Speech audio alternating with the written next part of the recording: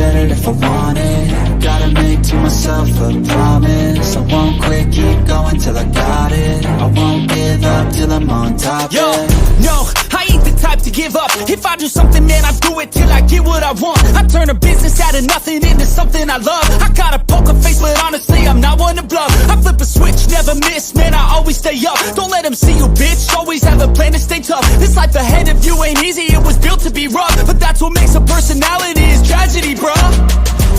So keep your head on your shoulders. Now we ain't out here moving rocks, we out here moving. Yo, what is up? And it's me, Key. We're back in the building with another episode, the 7200 Seconds Podcast. Of course, I got my guy, Coach Donte. Coach, what's going on today?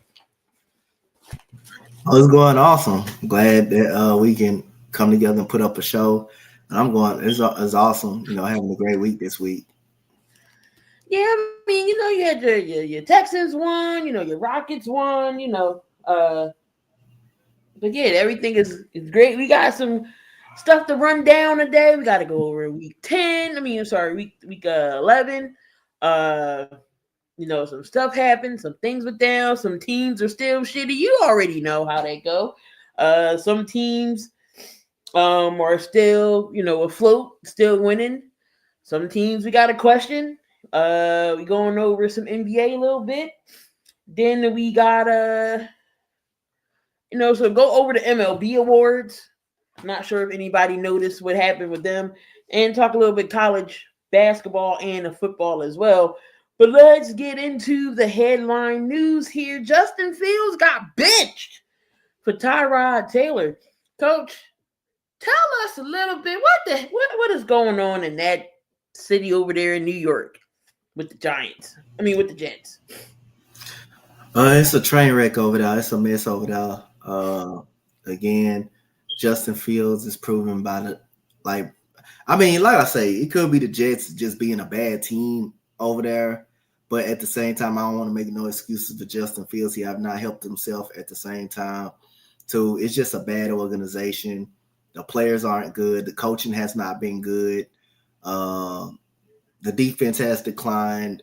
And it's just been everything going wrong over there with the New York Jets. Quarterback play hasn't really never been good. Really, outside of Aaron Rodgers, the quarterback, that's the only time I really think the quarterback play has been really good. They had history of Chad Pennington being good over there, but outside of Aaron Rodgers, really the quarterbacks that they drafted haven't been good. Even when Mark Sanchez and them, they went to the AFC Championship games, Mark Sanchez, it wasn't because of Mark Sanchez, it was because of that dominant defense that Rex Ryan them had. So other than that, Justin Fields had not helped himself out, and just organization just not good. And it starts from, the front office. You got to get some good coaching in now. You got to get some talent up on this team. You can't keep messing up on draft picks every single time you pick in the top 10 and stuff like that. You got to hit them. This is the NFL. It's not the NBA where you can just miss on a draft pick. You got to hit these draft picks, especially these first rounders. So organization just a mess overall.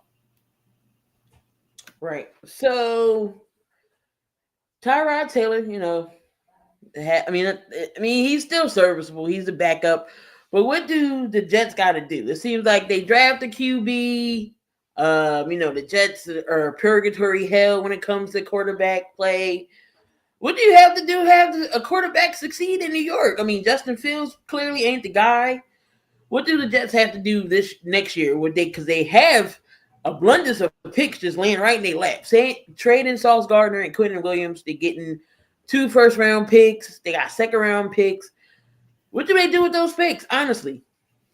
I think you should. Again, you got to invest in a quarterback. You got to get a franchise quarterback in there.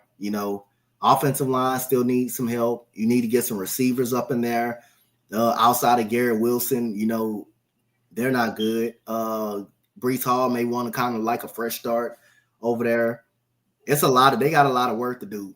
I don't want to keep saying, Aaron Glenn has not helped himself out either, but I don't want to keep saying the coach because, again, you went through Adam Gase, Todd Bowles, and all of them, and you still don't have a solution.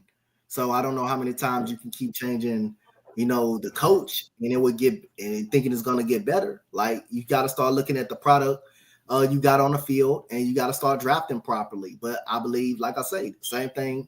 Like I said with the Las Vegas Raiders. I mean, hey, you got to get a quarterback. I don't think you just cannot. You just cannot fix everything else and thinking a quarterback and thinking, oh, okay, we're gonna fix this defense. Okay, we're gonna fix this offensive line, and then think, hey, we can just put a bridge quarterback in now and everything gonna be. No, you got to get you a quarterback. You got to get you a franchise quarterback.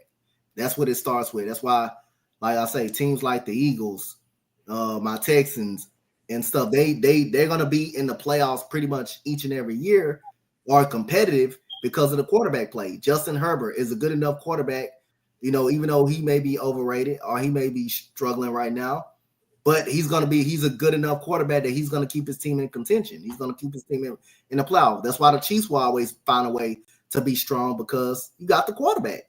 You got the quarterback. They don't got number ones at wide receiver, but you got the quarterback.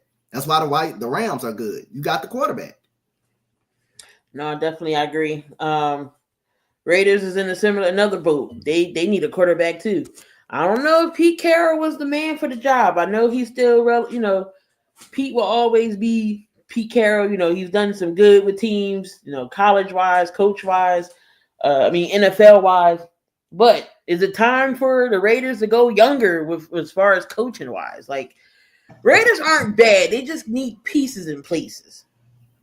I think they're a bad football team. I don't know. I think that like I say again, like I say, I think the quarterback situation is not good. The offensive line needs to be better, but I think the Raiders are just I just think the Raiders are a bad football team. The same way I look at the Titans, they just a bad football team. I don't know if you can change the coach. I don't think the results change. I mean, you gotta like, again, for the Raiders, you just got to get the quarterback. I know you're struggling on the offensive line. I know you need offensive line. I'm not saying don't get the offensive line. You can get the offensive line. You can get some wide receivers. But again, if you don't have the quarterback, and it's still the same thing, and it's still, if you get an offensive line and put a bridge quarterback back there, like a Justin Fields or like someone else, and you still have the same year, you still doing with the same shit. Hey, you guys didn't want the quarterback. You didn't want the quarterback. You say get all these pieces and everything gonna get fixed. Hey, you need the quarterback. No, that's definitely true. Like the Giants. I mean, I can't say nothing about the Giants, but the way the Giants is playing with Jackson Dart and Scatterboo, the way their playing styles is, they're not going to be in the league for forever, because of how their running style is. Especially Dart, he doesn't protect himself while he's running. I think this man already had 4 concussions already. Well, one that we know of, but he's been in the medical tent since he's damn near since he's been named a starter. And then you lost Scatterboo. Well, that was just a ankle injury. But the way his running style is, you don't see him lasting long in this league. So you think the Giants can fix Jackson Dart's playing style as far as going as protecting himself moving forward? He's got to want to protect himself. He can't continue to take hits. That's on Jackson Dart. You got to get down. This ain't no college stuff when you can just get away with everything, where you can just not slide and just get away with it. These are grown NFL men. These are veterans that look to break you in half if you run the football. So Jackson Dart got to fix him. He got to fix himself. Like, Jackson Dart got some potential. He got some potential in him. But again, when he's running the ball, he's got to be smart. He's got to slide, man. He's got to slide. He's got to go down. He's got to be smart. So that's more on Jackson Dart. Jackson Dart got to be better at sliding. Yeah, most definitely. Speaking of another quarterback, Michael Penix is out for the year with an ACL. Another ACL injury for Michael Penix. Got Kirk Cousins up there going to get the start for the rest of the year. Let's talk about Atlanta. They had Kirk Cousins. They get Kirk Cousins on this big deal. I still want his agent, because his agent is the man to get him all that money. And then they draft in the first round Michael Penix Jr. What happened to him? He still had a knee injury during the draft in college or whatever. So he comes in late last year or whatever to take out Kirk Cousins, and then this was his first official full season. Now he's hurt again. Now is Atlanta back to where they was at before Penix got here of looking for another quarterback? What do you do with Cousins? Do Oh you my give God. Penix another chance? Do you draft another one? What is going to happen with Atlanta right Now now? this is a tough spot for Atlanta though. Because I don't think Penny's gonna be ready by the season start next year. He tore his ACL up. He tore his ACL up, so he's gonna be out for some time, including next year. That's some recovery time. ACL just bothers your lateral movement. I mean, he's still gonna be able to walk. It just messes with your lateral movement, but he's still gonna be out. Kirk Cousins, you don't want him at the starting quarterback. Oh, it's pretty tricky. It's pretty tricky for Atlanta, man. I don't think they would go quarterback though. Most people don't think they should go quarterback, but I don't think they will though. Well, mind you, they don't have a first round pick. You know why? Yeah. They gave it to they got it. They gave it to the Rams. The Rams got their pick. So the Rams got their number 8 pick, and then the Rams got their own pick. So there's nothing they can do as far as quarterback wise. Now, do you think they let Cousins walk, or do they bring in maybe another free agent, maybe a Mac Jones, or does they do they say, all right, Kurt, you know what, we got to keep you? What do you think they do? I think if I Kirk Cousins, I walk myself. You ain't gotta tell me to walk. I walk myself. They already don't want me, so I walk myself. I'm Kirk Cousins. I think they're going. I think they'll get another quarterback in the free agency block next year. Because I don't expect Penix to be ready by next year. Could you see Mac Jones going to Atlanta? I can see it. I can see any backup quarterback that's out there, decent backup quarterback that's out there. I can see them getting them. Because Mac Jones kind of proved himself when Purdy wasn't out. He's keeping things afloat over there with San Fran. Yeah. He's a pretty serviceable backup. And he liked tight ends. I mean, Kyle Pitts would be, if Atlanta don't get rid of Kyle Pitts. Yep. Jamar Chase is suspended for 1 game for spitting on Jalen Ramsey. The fine that this man got was up to almost $400K plus his game check, which is like $53,000. So it's like Slade was like, "Why so much?" Well, for one, he lied. You got 99 million cameras flashing on you in that stadium during an NFL game, whether it's for replays, the TV networks. There's cameras all over the stadium, and you gonna lie to your face, and you gonna lie here on national TV and say you ain't spit on him when there's video of you doing it. Why do you think Ramsey reacted the way he did? He's just not. If y'all just beefing, he's not going to react the way he did like that. Y'all just jawing at each other. But there was a legit reason why he wanted to take your head off, and you spit on him. It's not like Jalen Carter spit, even though that was wrong too. But there's nothing like how But he's going to appeal. He's going to appeal. I still think the league is going to suspend him. Still, that appeal is not going to be held up. Talk about Jamar Chase and how dumb can you be by spitting on somebody? First off, in the streets, that's a fight. You may not come back from that because that's an assault charge for real. Yeah, I suspend them for 2 games. To be honest, you're already not going to no damn playoffs. You already won't see that. So I give them a 2-game vacation, and then you lied to the public. You lied, and when there's cameras everywhere, showing that you definitely spit. What you lying for? Just be a man and say, yes, I got frustrated. I spit. So, the camera's going to catch you anyway. They're going to find it. It's different angles. They're going to catch. It's different angles. They don't catch you from. So, at the end of the day, once you disrespect someone like that, Jalen Ramsey had a reason to punch his head off his shoulders to try it. So, yeah, I thought it should have been at least 2 games. You ain't going no damn playoffs anyway. So, hey, so it should have been. I think. Right, I'll be giving. Who I would be giving a phone call. Tell Joe Burrow to sit his ass down. We don't need your services tonight this year. Why is Joe Burrow coming back? How many games suspended? They gave him 1 game suspension. They gave him 1. Facts. I'll give him an extra game. I would have given him 2 games. I would have actually gave him another game. You ain't going to no playoffs. You ain't in no contention anyway. Then you straight lied. Like in a lot of cameras, ain't no cameras there, or no angle where they can catch the spit or nothing like that. And no player's gonna react like that. No player's gonna react as much Right. as Jalen Ramsey did. No matter how much people don't like Jalen Ramsey, that man ain't stupid. That man ain't stupid. He fighting right like that for a reason. He's fighting like that for a reason. Right. And if I'm the Bengals, all right, NFL gave you one, guess what? You get another one. So that's 2 games you ain't playing. If I'm going to be old school, I'm going to call his mom and have him discuss it in front of mom. Right. Do you know, Mrs. Chase, you know what Jamar did today? I can't say I've gotten that phone call, but I've been witnessed it. My brother getting those phone calls from school. Shedeur Sanders started the second half of the Browns and Ravens game only because Dylan Gabriel's in concussion protocol. And Shedeur had an opportunity to actually win the game. Your thoughts on Shedeur? And it looks like he may start this week as well against the Raiders. But your thoughts on Shedeur? By him having reps with the first team, is it possible you think he could win this game Sunday? Against who? The Cleveland and the Raiders.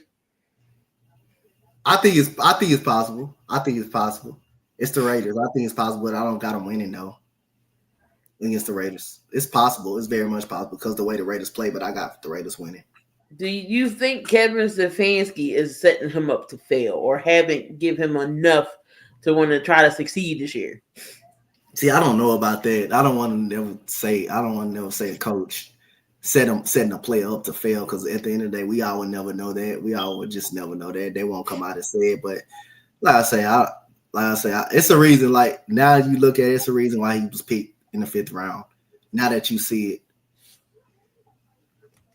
it. Vic says Sanders has 65% chance of being there. Yeah. I truly believe if he's with the ones, he gets reps with the ones.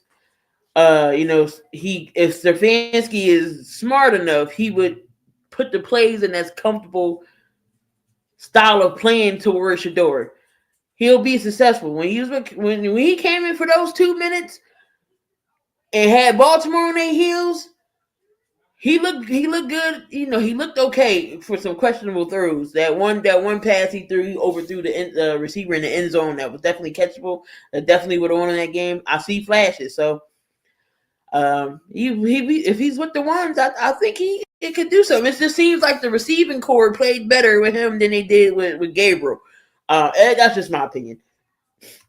If the coach does, that would be the fine. Yeah, that's final name is Coffin.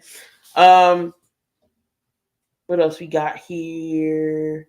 I know some others got injured or not. No, nothing else. Nobody else got injured. But we gonna go over week 11. We seen some close games. We seen some good games. We see some ass whoopings. But for the most part, last Sunday, the 1:00 games was solid. Last week, week 9, them 4:00 games are straight ass whoopings. But we had starting off, the Thursday night game, we had the Jets going up against the Patriots. Donte, did you suspect that the Patriots were going to be 9-2? No, not at all. But great coaching by Mike Vrabel. Players are stepping up. Drake May elevating himself to a good standard. The receivers are stepping up. The defense has been actually good. Henderson has been good as the running back. They getting contributes out of everybody, man. Out of everybody on that roster. But you got to shout out to Mike Vrabel, man. He came in, someone that won Super Bowls with the organization. He came in. He switched the culture of that organization. He got them disciplined in that organization. Drake, the players bought in, and Drake May looks absolutely good, man. He looks absolutely nice over there. So nobody expect him to be the record they supposed to be right now, but got to give all credit to Mike Vrabel for changing the culture over there. And Drake May is doing his job and playing well. Keyshawn Boutte is doing very good over there. Everybody thought he wouldn't be in the league for a while. Be in the league, he's rearranged himself. Stephon Diggs also plays a role over there, being that veteran wide receiver over there.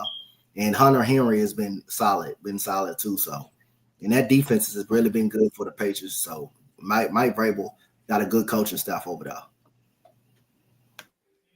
Yeah, that Vrabel was the missing piece.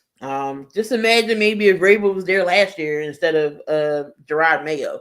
But so the Patriots get the win 27-14. The Lions beat the Eagles beat the Lions 16-9. Coach, talk a little bit about that game Sunday night that we've seen. We've seen this Eagles defense, how we traded for got Jalen Phillips here, Michael Carter, Jair Alexander, he came over, but that didn't work. He's stepping away, mental health issues. But just talk about this front. We're getting Kobe Dean back, Nolan Smith is back from just by Phillips and Nolan and Dean being back. How nasty is Philly's front line? It ain't that nasty. Ain't nobody scared of that front line. I'm just playing, but other than that, man, yeah, it's dominant, bro. It's dominant. Other than Jalen Carter, Jordan Davis, batting down balls in the backfield. Jalen Phillips has been phenomenal. I mean, anytime you get to the quarterback, your secondary can relax a lot. So, and again, even though you have some weakness in the secondary, yes, you does.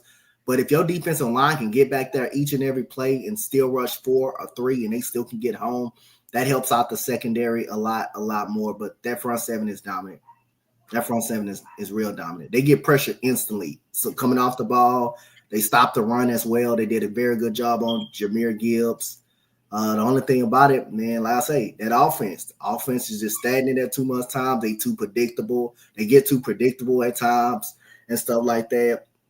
AJ Brown crying about the ball every time and stuff like that. It's just too much going on the offensive side. But that defense is definitely elite though. That front, and it starts with that front seven. You got to give a lot of credit for that front seven, how they get to the quarterback and stop the run. They had the Commanders overseas in Madrid going up against the Miami Dolphins. Commanders, they lose that game 13-6. Jaden Daniels is out with a elbow injury, but they said his season isn't over. You might as well just sit him for the rest of the year. There's no point in bringing him back again. You're not going to the playoffs. Let Mariota do what he do, and then just finish off the season.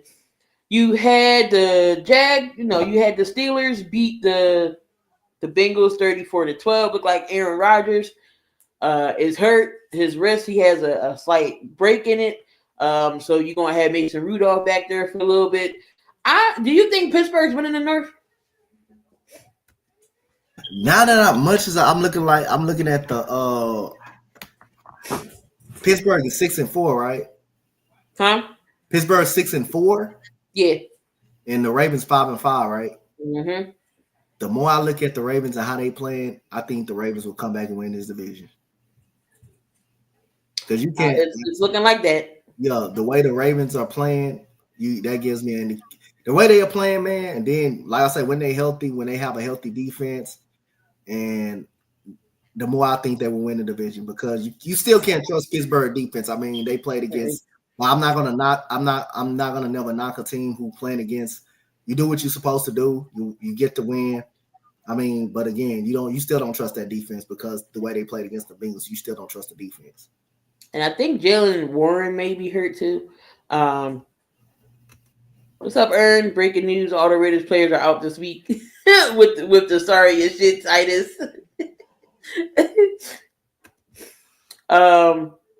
You had the Jaguars beat up on the Chargers 35-6. I was shocked about that. Jacksonville went down there, went in Duval and beat the Chargers like they stole something. I don't know what the heck was wrong with Justin Herbert, but why are we always giving Justin Herbert passes and when he be having poor play? What's the reasoning? But you want to crucify other quarterbacks. You got. It's only 1% for person that I just give them a pass, and but we ain't gonna speak on that one. But other than that, I seen it. Like, I defended Jalen Hurts when he played the first time against the Jaguars. I defended him that first playoff game. But then again, when he played against my Texans and he did what he did, and then you got the right to say it's not on him. It's not on him. I mean, he had 3 interceptions that was actually his fault. The fourth interception, the third interception was not his fault because Diskley should have actually caught the football and the ball just bounced off his hands and went to Stingley's hand. But the other 3 was definitely on him. His decision making then kind of declined a lot. If you get pressure on him, if you just get pressure on him, He has the potential to rattle. You can rattle him. If you put him on the ground, you can rattle him. If you don't let Justin Herbert get comfortable, you can rattle him. And again, like I say, you can't keep making no more excuses from him. Justin Herbert is going to be he's going to be a very good quarterback. He's just right now, you can either call him a star, but he's not going to be a superstar quarterback. But he's a very good quarterback as of right now. He's a very good quarterback. He's not a star or a superstar quarterback. He's a very good quarterback that's going to put up very good numbers in the regular season. So he's a very good quarterback. He's not a great quarterback. We had the Bills go up against Tampa, which was a good game in that 1 o'clock hour. Bills with Josh Allen, six touchdowns on the day, 3 rushing, 3 passing. They beat Tampa 44-32. No Keon Coleman in that game because he missed practice or he even missed the meet to miss practice. But anyway, they benched him. And you had Dion Dawkins call him out. You know, he just got to be better on things. Where do you see Keon Coleman? Getting better, or did he have a setback this year? What's up with Keon Coleman and the Bills?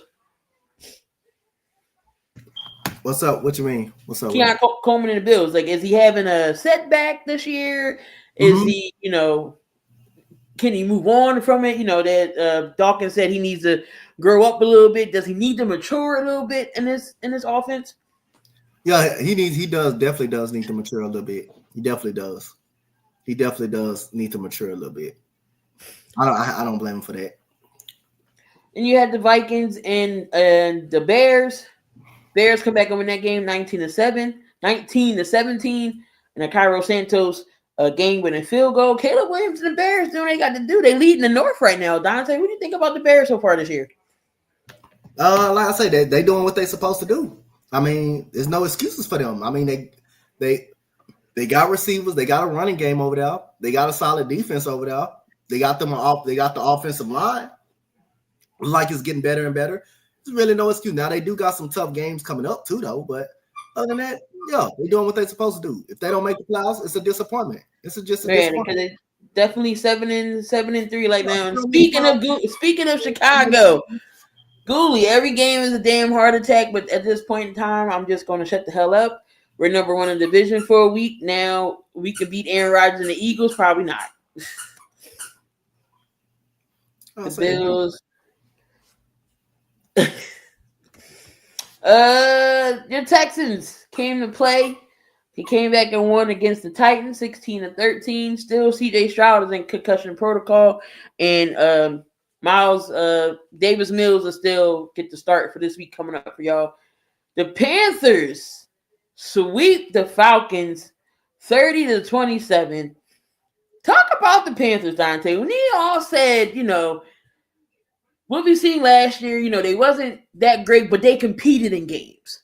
This year, they have been playing very well. I'm not saying that Carolina is going to get a wild card and get in the playoffs, but they are 6-5. Talk about how an improvement Carolina was from this year to last year. Bryce Young got better. That's the improvement. Bryce Young got better. Rico Dowdle has been really good. And other than that, the coach, Canales, he was on the verge of getting fired last year. They brought him back, which that was fair. And everybody just been stepping up to the plate. Receivers have gotten better, but Bryce Young has gotten better. That's the key. Bryce Young was the key for this team getting better. Yeah, Bryce is playing good. Again, Chuba Hubbard's back.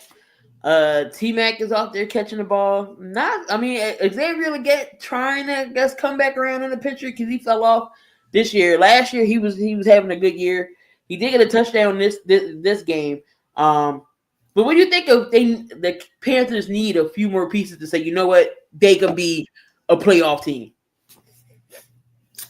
They can use another running back. They can use another wide receiver. Can never have too many receivers loading up. J.C. Horn just got to stay on the field, man. We don't call him he's a great cornerback when he's on the field, but again, the problem is he don't be on the field. But other than that, They still need some help at receiver. I like Ted McMillan. Ted McMillan caught a big touchdown yesterday for him, and they still young. But like I say, the key is Bryce Young. Bryce Young is getting better. His decision making. Yeah, the Tampa 6-4, Carolina 6-5. They right there in the division. That's wild. Who would have thought Tampa and Carolina could be, fighting for possibly, division leaders or winners. Yeah, they just need a few more things to get them over the hump. But they're playing very, very well. Who was to say Rico Dowdle would be they saving grace with that 1-2 punch? That's a 1-2 punch combination they got. Chuba Hubbard, he's very underrated. And then you add Rico. Rico has resurged with Carolina. Because he wasn't really doing that with he wasn't doing that with Dallas. You got the Packers and the Giants. This was a good game as well. The Packers pulled it out 27-20. You got the Seahawks and the Rams. This was a great game as well. But Sam Darnold was back to Sam Darnold seeing ghosts. The Seahawks only lose by 2, though. But talk about the Rams this year, Donte. I mean, shout out to the Rams, man. I mean, Jared versus that dude over there. Matthew Stafford still going strong. Devontae Adams is just gotten better and better with the Rams. I mean, you got Kyron Williams, who's a very underrated running back over there that's running the football. I mean, he can do a better job on not fumbling the ball so much. But other than that, man, you got Puka Nacua over there that's doing very good. That defense has been solid, but Matthew Stafford over there still going strong, man. Still can throw the ball, throw that 27-2. 27 touchdowns, 2 picks so far. Do you guys think the Rams get a quarterback? I don't know how long Stafford's going to go, but as soon as Stafford goes, so does McVay. He already said that.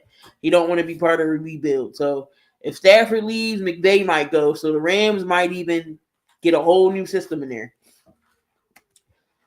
Clearly with the Steelers, there'll be Will Howard season. I'm going to tell y'all now, Will Howard will be a problem for years to come, especially if Tomlin stays in. Well, right now they got Mason Rudolph in. We had the 49ers and the Cardinals. 49ers win 41-22 with the return in Brock Purdy. And Jacoby Brissett sets the NFL record for throwing the most completed passes, with 47. He was 47-57. 452. 2 tubs, 2 touchdowns. 2 tubs, 2 interceptions. They really didn't have the running game. No Marvin Harrison Jr. that game, but Michael Wilson and Trey McBride was his leading receivers. Brissett still out here balling. I know it was in the loss. But he still was. We all knew they was going to lose to the 49ers. But he's out there slinging the rock still. 40 only missed 10 passes. That's wild. Then you got the Ravens and the Browns. Again, the Ravens are on a hot winning streak. I said the Ravens got to run the table for them to even try to get back in the playoffs and win the division. But they win the game 23-16.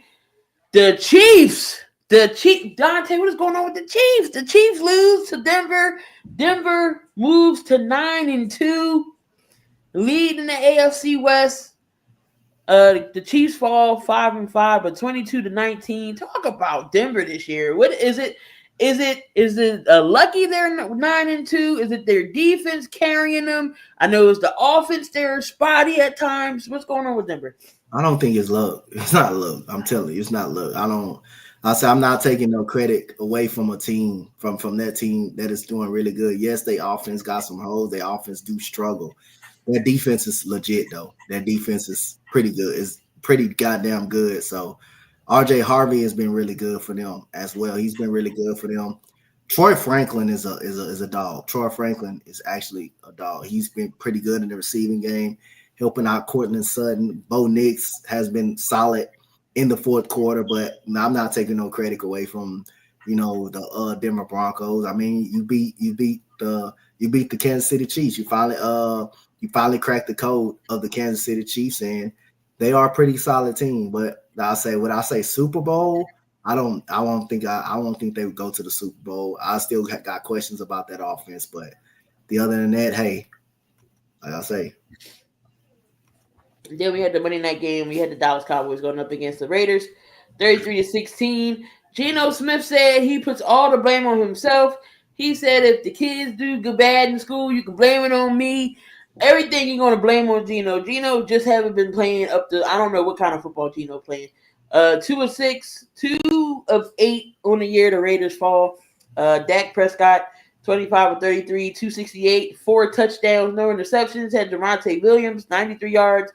George Pickens, 9 receptions, 144 yards, and 5 receptions, 66 yards for CeeDee Lamb. They both get a touchdown apiece. But before the game, CeeDee Lamb and George Pickens did not start that opening possession. They didn't go in for disciplinary reasons. They missed curfew.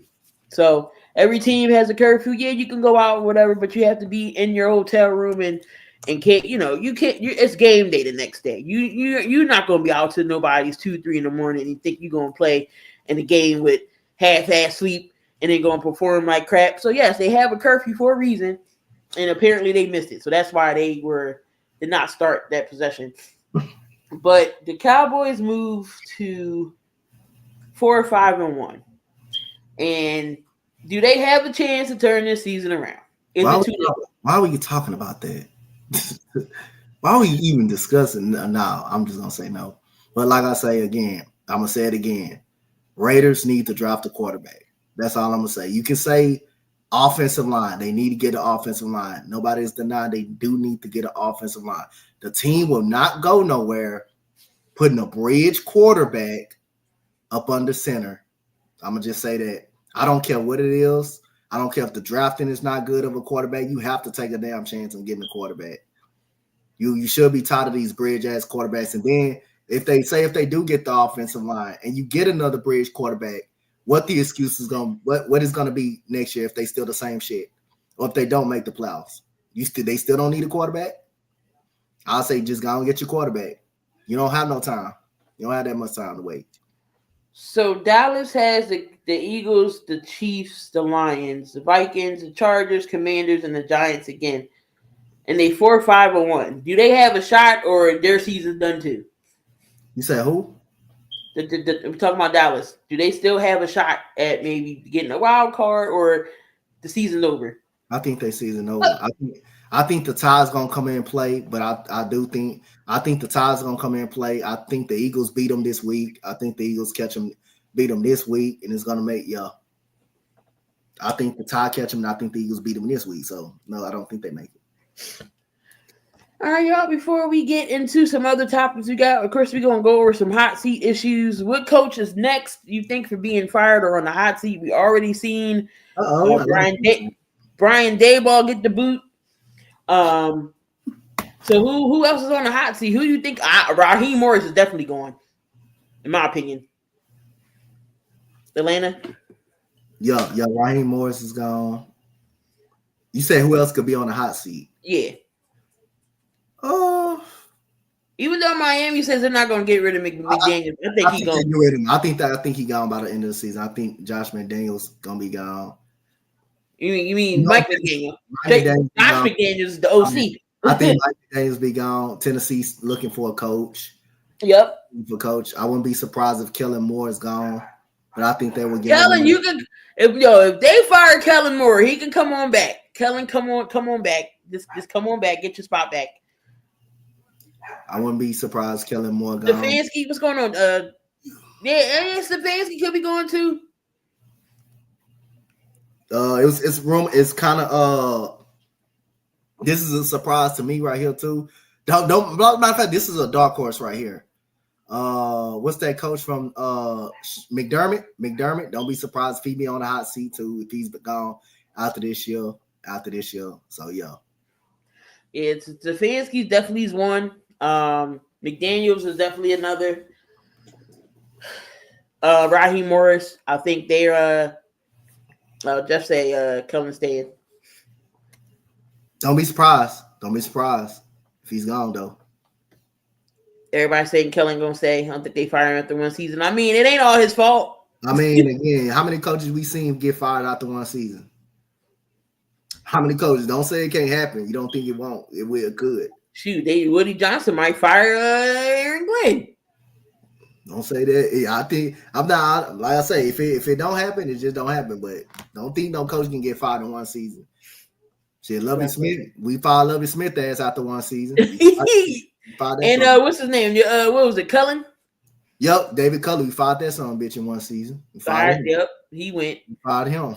So, yeah, definitely Zach Taylor. Yep. Joe Burrow was saving his grace, but honestly, it would be no. I wouldn't even play Joe Burrow. Oh, and Abdul Carter missed walkthrough practice.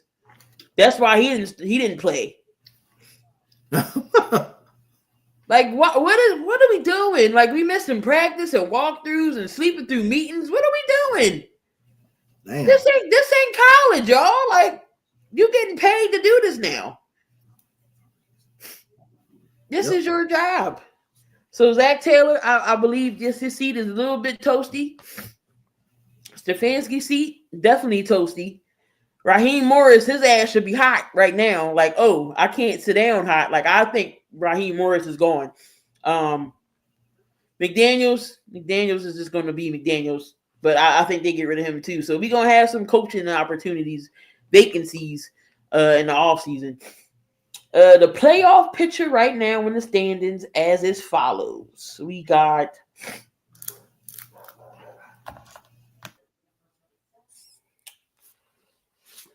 in the AFC in the East, New England's on top, 9-2, Buffalo 7-3. Of course, Miami's 4-7. The Jets is 2-8. Over there in the North, Pittsburgh 6-4, Baltimore is 5-5, Cincinnati is 3-7, Cleveland is 2-8. Indy is leading the South in the AFC, 8-2. The Jags is 6-4. Houston is 5-5, and Titans is 1-9. I didn't think the Titans was going to win a game. I didn't think the Jets was going to win a game, but nobody is winless. We got Denver over there in the West is 9-2. Chargers is 7-4. The Chiefs is 5-5, and of course the Raiders is 2-8. The Packers don't make the playoff. I say Matt LaFleur's seat is getting hot. I don't think it is even close to being warm or scorching or burning right now. I think his seat will be a little hot, but I don't think he gets fired this year. I think after this, I think he got one more season for him to get booted. You think LaFleur going anywhere anytime soon? I don't want to say he's not going anywhere, but I think it's gonna get hot. I think it's very hot soon. Yeah, I don't think his ass is burning, but it's getting there. It's getting warm. Definitely get warm. We got over there in the NFC. We got in the East, Philly on top, 8-2. Dallas is 4-5-1. Washington 3-8. Giants is 2-9. In the North, the Bears is winning the North for right now. They're 7-3. Green Bay 6-3-1. Detroit 6-4. And the Vikings is 4-6. Tampa is winning the South 6-4. But right on their heels is Carolina at 6-5. Atlanta 3-7. 2-8 for New Orleans. Vic says, what has he done? I know he hasn't done anything really in the playoffs. Regular season. Then you got over there in the West. The West is a hot division right now. We got the Rams 8-2, the Seahawks 7-3, San Fran 7-4, and of course Arizona is 3-7. If the playoffs would have started today, the Chiefs would be nowhere near the playoffs. It would be Denver with that 1 seed. It would be New England and Indy, Pittsburgh and Buffalo, the Chargers and Jacksonville would be your wild cards. And in the NFC, Eagles would be the bye. The Rams at 2, Chicago 3, Tampa 4, Seahawks 5, Green Bay 6, and San Fran would get in. I feel Trevor's going to get Liam. Trevor going to get Liam Cohen fired.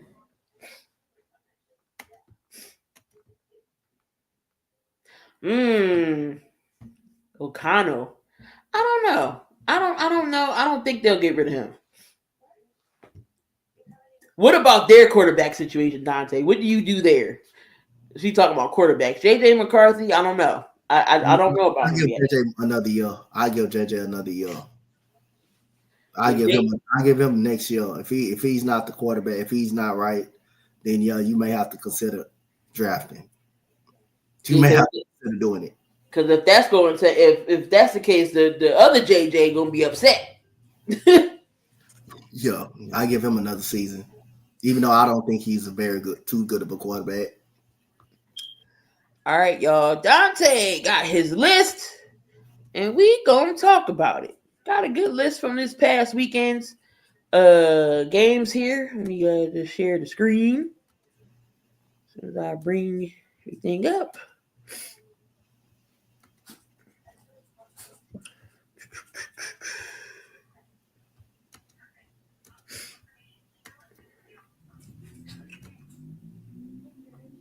Yeah, they got a QB problem. We talked about this in the beginning. Either they draft somebody because Penix is not going to be ready by next season. You still got Kirk Cousins. Kirk Cousins will probably walk. I don't know what Atlanta's going to do.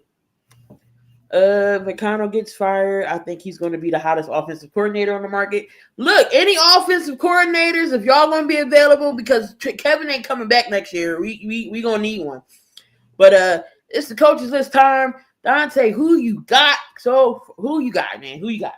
Man, number 5, I got Gunnar Stockton. Gunnar Stockton was huge versus my Longhorns. My Longhorns was in it for a little while. Offense just stunk, just did nothing but stink. But Gunnar Stockton was good in that game. Y'all see 24 of 29. You have 4 touchdowns. He did have 1 interception, but there's a lot of questions about Georgia's quarterback situation. But Gunnar Stockton did his thing. The 2 early touchdowns, that was really good. And Montez Longhorn might be part of the playoff picture. But other than that, Gunnar Stockton, got to give a shout out to Gunnar Stockton. And the next one, we got Cam Boozer, man. Hey, this Boozer brother right here, he's gonna be a top 5 pick coming out of the draft. Somebody can use him. Hey, I know Philly won't be picking nowhere near because Paul George coming back. But other than that, Philly will be a playing tournament team. So we'll be a playing team or a playoff team because of the Eastern Conference. But Philly won't need this kid, even though they could use somebody like this right here. This dude a beast. Cam Boozer, man, 35 points. You got 12 rebounds, 5 assists. Congratulations, Cam Boozer. His first appearance on the Coach Donte list, and probably won't be the last because he's going to be a crazy guy. He's going to be a crazy guy all year around. Cam Boozer is really good, man. Cam Boozer is really good. He can shoot. He can overpower you inside. He can put the ball on the floor. He can rebound. He can do everything on the floor. And his twin brother playing with him, Caden. Yep. So number 3, we got number 3. Got to give credit. Bryce Young, man. Bryce Young led the team to a comeback. He led them to a comeback victory, man. 31 of 45, 448 yards.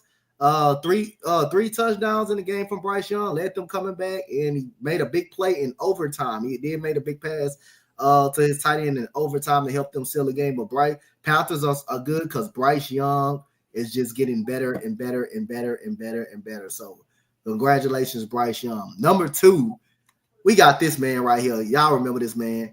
He's only number 2 because of another certain performance. We're going to get to that performance.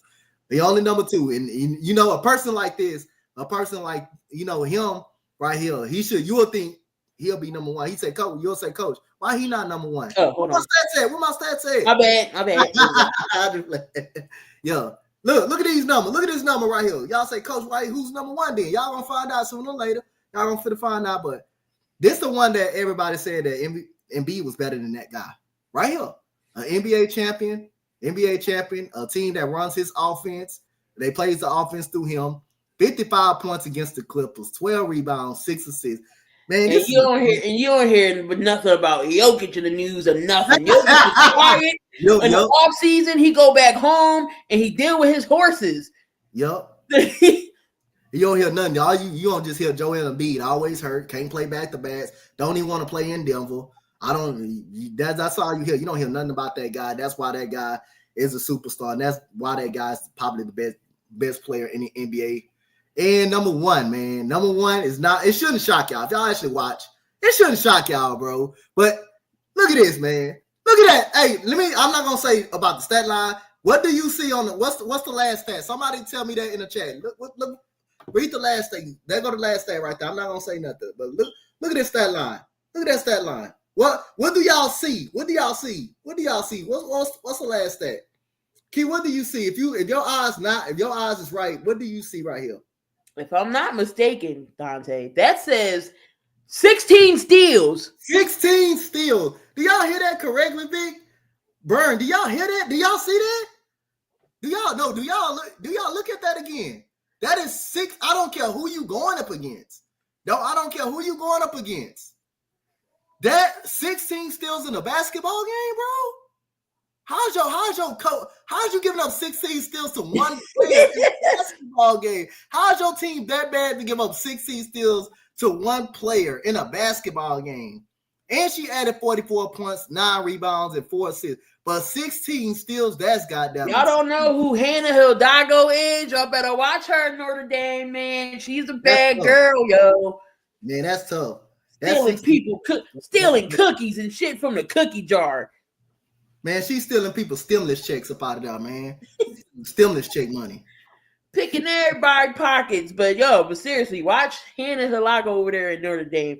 Noelle Ivy, don't play around. If y'all don't know who Noelle Ivy is, her son plays for the Detroit Pistons, Jaden Ivey. So you already know she don't play no games. But Hannah, y'all gonna watch? Let's just watch out. I'm gonna drop some names for y'all later on when we talk about the college basketball players to watch for.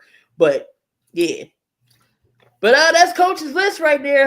Hannah Hidalgo. I'm sure she won't be the last time on this list because I'm sure you won't have her on there a lot. She gonna be on there too much. Then I'm gonna have to ban her off the list. Kaden Clark. But let's do these picks and predictions for week 12, and then we'll get on to the MLB awards here. If y'all didn't know what happened, so it's crazy. We are at week 12 already. Like I feel like this season is flying past. Is my phone wanna act right today? All right, here we go. All right, week 12. We got that Thursday night game with your Bills and your Texans, and the Bills have never beaten the Texans. The Bills ain't my team. You talking about my Bills? No, I said your Texans and your Bills. You said my Bills and the Texans. Oh my God! Go ahead though. Bills never beat the Texans. Who wins? I'm taking the Bills. Our defense is gonna compete with them. Our defense is gonna compete with them, but I just don't have much faith in the offense too much. I think our defense can play with them though. Our defense definitely could play with them. Yeah, I'm gonna go. I'm gonna take the Bills here. Eagles and Cowboys. This is our first one of many, couple of afternoon games because after this we don't have no more 1:00 games. When the Eagles and Cowboys play? 4:25. I'm talking about what day? Oh, Sunday.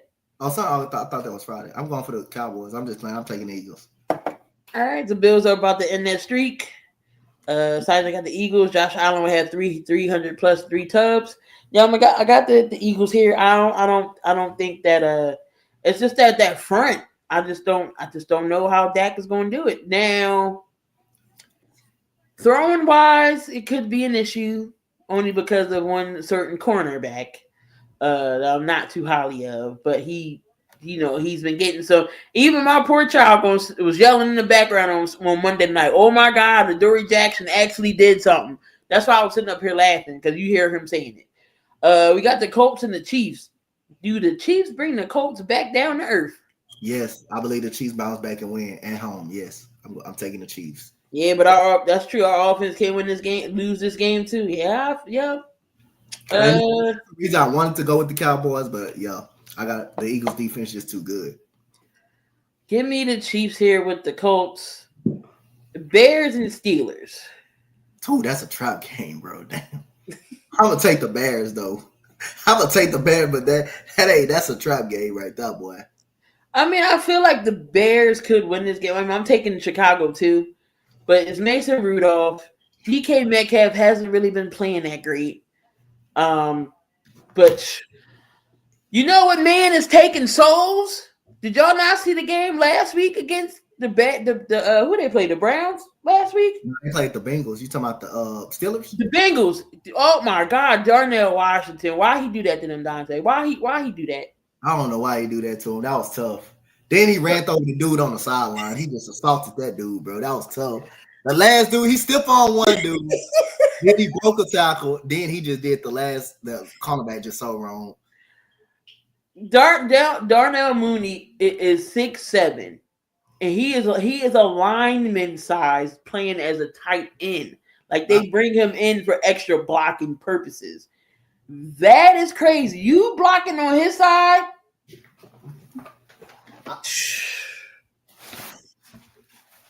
We got Coop. We need Coop to shadow CD and Quint. Yeah. The Jets and the Ravens. That's the Ravens. The Ravens better not lose to the Jets. You can pass me up on that one. The Seahawks and Titans. Seahawks bounce back. Sam Darnold ain't getting 4 picks this game. No, pass me up. Vikings and Green Bay. Give me Green Bay. I think they bounce back. Yeah, so do I. Trap game. I do think that's a trap game, though. I do think that's a trap game. Lions and Tigers and Bears. Oh my! Giants versus the Lions. Give me the Lions. I think Lions come back. Jameis Winston is getting the start, even though Jameis didn't play bad. He didn't play bad. Jaguars and the Cardinals. Say who? Jags and Cards. Oh my God. Jags. I'll take the Jags, but I'll take the Jags. Give me the Jags. Vic said if the Ravens lose, I don't want to hear no more talks about the Ravens. Browns and Raiders. I'm going to take the Browns. I'm giving the Browns a slight chance to beat the Raiders with Shador. I guess I'll take the Raiders, but I say it's a shit bowl, so I guess I'll take it. I could have flipped the coin on that. I'm taking the Browns because of that defense. Myles Garrett is going to kill Geno. I could have flipped the coin on that one. And Myles Garrett is on pace to beat the sack record of 22.5. He's at 15 right now, I think. Falcons and Saints. Falcons and Saints. Kirk Cousins going in Louisiana. It's another shit bowl too. And it's a division game. My goodness, I want to flip a coin so bad, man. It's another shit bowl. Just give me the Falcons, bro. I think the Falcons better, bro. I said I wasn't gonna pick Atlanta no damn more. Damn. They give you a reason, but look, when they go against teams like that, and the team look just as bad, too. Like, damn, you can't just resist. Damn. Oh, give me Atlanta. Tampa Bay and the Rams. Give me the Rams. I told you I'm not picking Minnesota no more. I don't care if they win. I'm not picking Minnesota no more. I didn't pick Minnesota this game. The Rams got one more. I mean, the Falcons got one more week before I don't pick their asses no more either. You can't do that. You cannot. Yes, I can. Oh, yeah. Give me the Rams. And then we got the Monday night game. We got the Panthers and the 49ers. Give me the 49ers. I'm gonna take the 49ers too. But it might be, this game might be interesting though. It could be a good game. All right, y'all. Moving on to the NBA a little bit. Victor Wembanyama is going to be out for a couple of weeks. I think he had a hamstring injury. Do that hurt? Is that going to hurt the Spurs while he's out? I think the Spurs still going to be competitive. I think the Spurs going to still be competitive. Let's see. So Steve Kerr is worried that the NBA's upsped pace is leading to injuries. Do you agree or disagree with him? You said Steve Kerr. You said the pace. Steve Kerr is concerned about the pace of the game. Is causing injuries. Is increased the injuries. I don't know about that. It's all these soft tissue injuries. Like I Yes. just feel like the players over the summer just say F it. We just came off a season. We not gonna still work out. And then by the time the season starts, they trying to catch up. Giannis is out 1 to 2 weeks with a growing strain. Castle, he's out 1 to 2 weeks with a hip flexor. Somebody else got hurt. Ja's out for the Grizzly. Somebody got hurt. Oh, Jones is out for the Clippers. Like all these injuries is coming all at full speed. LeBron will make his debut tonight against the Utah Jazz. Paul George came back last night. He didn't do nothing, but he came back last night. The Cavs got fined $100K for resting Mitchell and Mobley. Damn. So they've been fined $100K by the NBA for violating the league's player participation policy. For both Mobley and Donovan Mitchell for November 12th game. Both players were classified as star players by the league's policy, which was adopted prior to the 23-24 season. This load management is in the way. Wemby sunned the shit out of Draymond. Yeah, he did. Steve Kerr's the reason why the NBA is at the pace it is. Draymond Green gets warned by the NBA for going toe to toe with a fan because the fan called him Angel Reese. The fan called him Angel Reese. That was wrong. That was funny though. But Donte, talk about the season so far. What are you liking so far in this NBA season from teams? What am I liking? I like the way Portland has competed. I like the way Portland Trailblazers has been competing. Ever since, they fired Coach Billups, they have been really good. Danny Amdia has been very good. He's been solid. Drew Holiday has been a leader of that team. He's having a great season this year.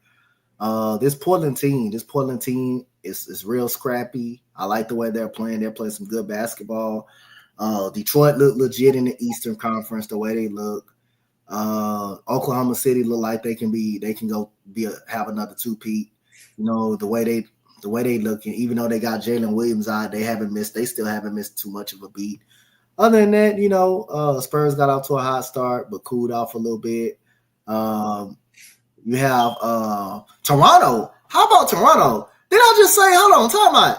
I got to go get this clip. I know it's early, but did I just say on the court side view, look, Toronto could be really good. They could be solid. They could be solid if they healthy. I got to go back and get that clip and post it. I got to go. Damn, I didn't know they were that good. They 9-5, number 3 in the East.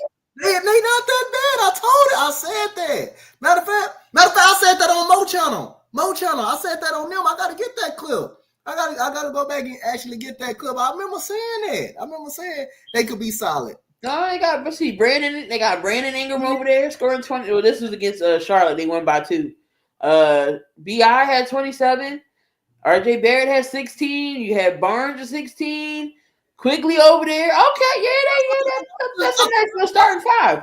I tried to say the roster is not all that bad. The roster is not really all that bad, but I could go wrong. There's still a lot of season to go. Still a lot of games left, right. Oh, yeah, but like I said it has some potential. But I know that I got to go back and get that clip on the wire to wire. I got to go back and get it. Who would have thought you go from losing 28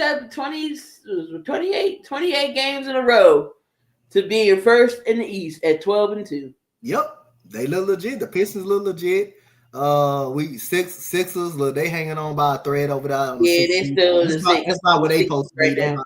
If they healthy, that's about where they gonna be at pretty much, and get their ass kicked in the first round or second round somewhere else. But Miami's still scrappy. I like what they're doing. Chicago has been even though they fallen off a little bit, they did get a big win versus they did get a big win versus Denver. Shout out to them over there, but they 7-6. That's kind of surprising.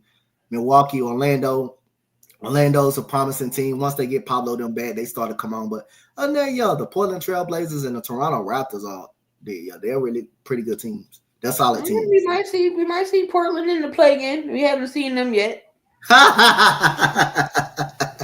A new face to the play-in team, to the play-in tournament. The play-in tournament. Yeah, because right now it's Golden State, Phoenix, Portland, Utah, and then in the play-in for the East is Miami, Chicago, Milwaukee, Orlando. But Chicago live in the play-in tournament. The Sixers' problem is they are not trying to run through Maxey and VJ still. They think these two old-ass players can do something. Paul George, of course, he's like, oh, he was rusty. Paul George ain't do nothing. Once Maxey took over last night, it was a wrap because I'm like, oh my God, we're going to lose to the Clippers. We're going to lose to the Clippers. Paul George did do something last night. He didn't do nothing? No, he didn't do nothing. I'm going to tell you what he did, Dante. So in 21 minutes, 21 minutes, he had 3 assists, a turnover, 7 rebounds, 9 points. He was 9 points and 7 rebounds in 21 minutes. He said he didn't do nothing. I'll just play. Andre Drummond stepping up. He's a good serviceable big for Embiid when he ain't in there. He had 14 and 18. Yeah. He even shot a 3. Yep. But Maxey was the star of the night. 39 points, 13 to 27. 4 from 11 from 3. 3 rebounds, 6 assists. Quentin Grimes had 18 points. VJ contributed with 14, and again, Drummond had 14. So, hey, what you call it? Hey, this boy is going off over there in Charlotte. Conker-Nipple? Oh, Conker-Nipple. He's going fucking crazy over there. Oh, we play the Raptors. We gonna lose. Hey, big boy Conker-Nipple going crazy over there in Charlotte. He's going crazy over there right now in Charlotte. That's who Big wanted. That's who he wanted. He going crazy over there in Charlotte. Hey, Big wanted him bad too. Big wanted him. Yo, he going crazy over there in Charlotte. Damn, he had 24 points, 4 10 from the 3, 9 to 16 from the field. Who, Con? Yeah. Yup. He didn't tell me shit. I'm just playing. I knew Conker-Nipple was God. I just didn't want him to go to Philadelphia. I just didn't want him in Philadelphia. Philadelphia gonna find a way to fuck him over. That's the problem. Philadelphia gonna find a way to mess him over. Where he can just go to Charlotte and just be plugged in right away. Philadelphia gonna find a way to fuck him over. But he going crazy over there though. Con. You ain't had to say all that, Dante. Hey, I just had to let it be known. I just got to give my boy Vic credit. I knew he was great. I knew he was a good player. I just didn't want him in Philly. He said we can take.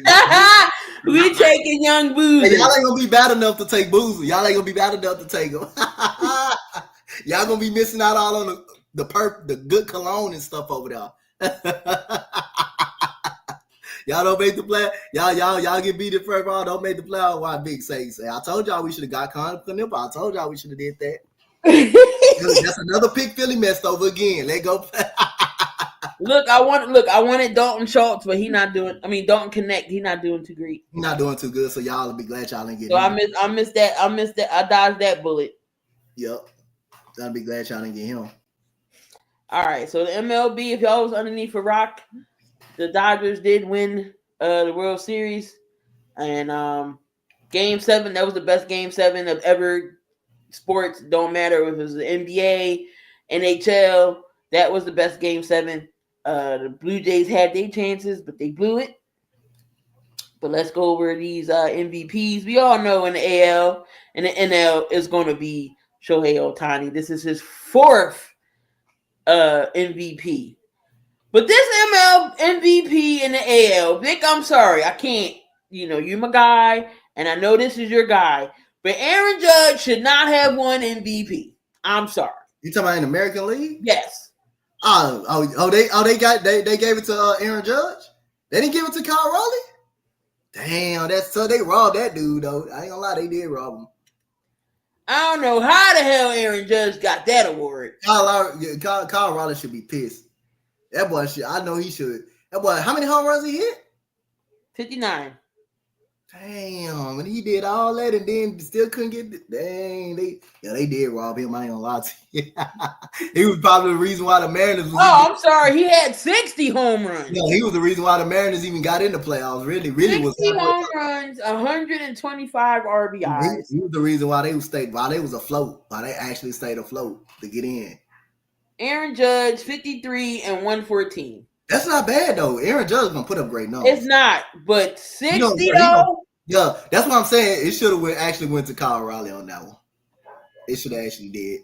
That man just got robbed. He did. No, I'm not seeing that. I said, "Are you shitting me?" Yeah, he got robbed. Right? He did get robbed. He got robbed. He had 7. So Judge had 17 first place votes.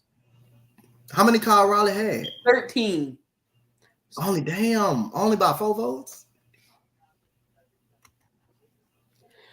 Then it one hit wonder. But still, like he was the carrier of that baseball team. He did deserve it though. So he was the only catcher that hit. Yes, he deserved it. It didn't matter if he was a 1-year wonder or not. I mean, he deserved it this year. He ain't gonna hit the same amount of home runs as he did next year as he did this year. But he definitely deserved it though. He definitely deserved it. So then you had. Again, you had, of course, we already know who won in the National League. You had Shohei, and then Schwarber was behind him. But it was unanimous that Shohei was going to get that, even though Schwarber had more home runs than Shohei. But it didn't matter. He played both sides. What the finish? Did the Phillies make the playoffs? No. Phillies didn't make playoffs? Oh, yeah, we did make the playoffs. We lost. Y'all lost in the first round? Yeah. because what's the name wanted to throw it to home and not the first. Did y'all think y'all gonna beat the Dodgers? Did y'all actually think y'all gonna beat them? Y'all beat them in the regular season. Y'all thought y'all gonna beat them in the playoffs. All right, so American League Cy Young went to Tariq Skubal, Detroit Tigers pitcher. And then in the National League, you already know who. That was a unanimous vote with Skeens. You said Schwarber should have won. That was clearly Shohei Ohtani. Shohei Ohtani is clearly the best player in baseball. That's not even close. Clearly, Shohei Ohtani won the MVP. Now, if they would have robbed him, boy, it would have been a travesty, bro. That would have been a crazy. You had whoever voted, you had to put them in jail. You had to put them in jail. I swear you had to throw them in jail. But a lot of people saying that a lot of people actually picked Christopher Sanchez should have been Cy Young. I ain't gonna hold you. Sanchez played great for us this year as a pitcher. Yeah, he did. Y'all pitching style was actually solid when it was healthy.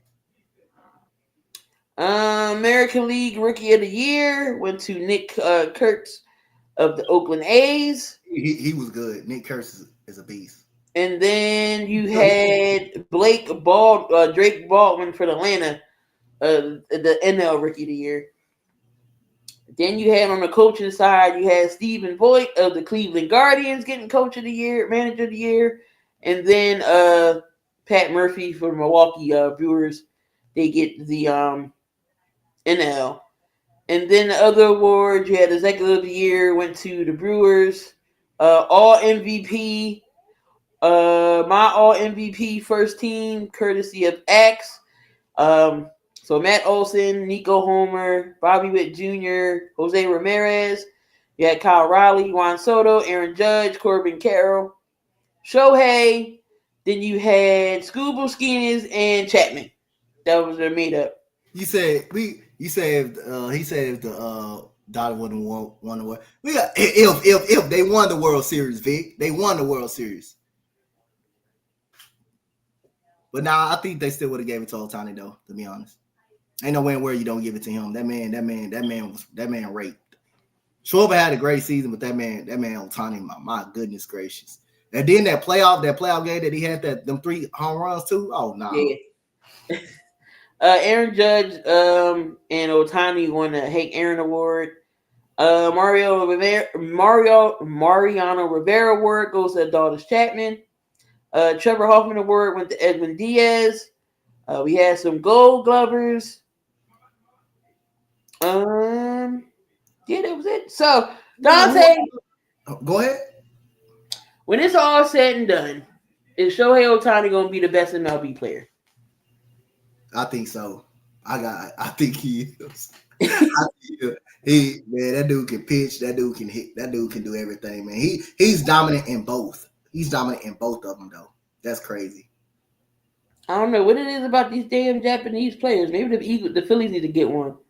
Everybody else get Japanese players. Why the hell not? Shit. Is y'all gonna spend some money on them?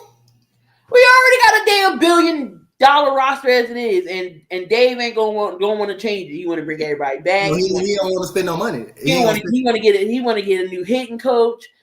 Look, we didn't even sign Schwarber yet. Oh, y'all for to lose him. Y'all ain't gotta worry about signing him. He may leave. He may walk himself. Has Reggie started though for baseball? Has free agency that would devastate me so bad. Is free agency started for baseball? Fantasy baseball? No, I said free agency, like the winter. Use like the winter time is used like it's coming up. Okay, it's coming up. Okay, it's gonna be a bunch. I think it's gonna be a bunch of signings coming up. You know, well, you know you losing short of this year. Keith said it's gonna break hard, just like you. I told you the Phillies break my heart. I'm in an abusive relationship with them too. Hey, what was that person that you hate to lose that you lost? For the Sparks, you lost Aguma K. You remember we? We lost Enrique. And that hurt the kid of them. I knew she would leave. I was like, oh my God, Necka don't go nowhere. She went to Seattle. We've been rebuilding ever since. They made the playoffs too, huh? Yeah, Seattle made the playoffs. But I'm still liking the Sparks. We got KP over there. I might gotta terminate my contract with them down wings if you don't be good this season. I ain't gonna lie. I might just wait. He's not Philly all around. Vic's a Yankees fan. He's a Sixers and an Eagles fan, but then he's a Pittsburgh Penguins fan when it comes to hockey. And he a Yankees fan in baseball. Mm-hmm. All right, so that was your MLB. Moving over to the college scene. The boys is balling.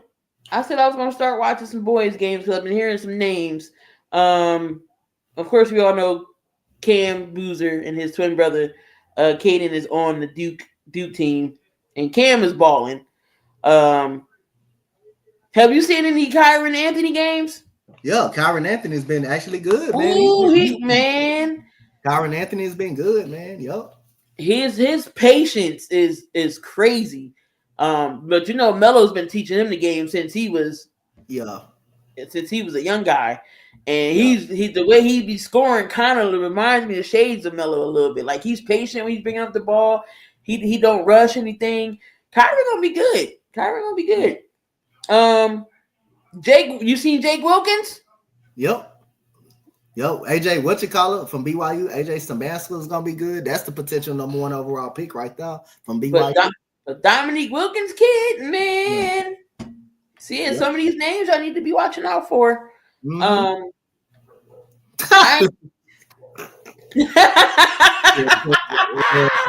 Hey, big boy, y'all gotta be bad. Y'all ain't gonna be that bad this year.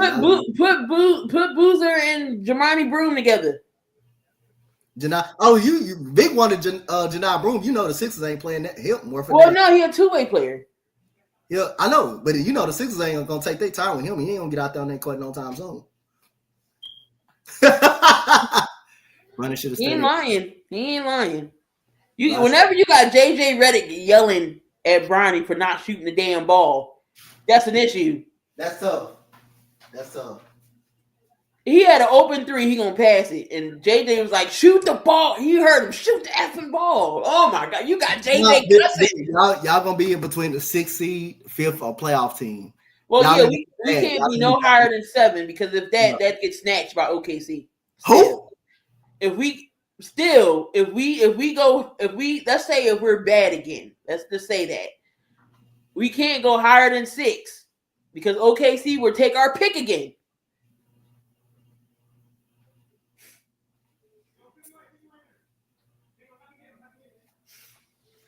So, matter of fact, what pick y'all is right now, though?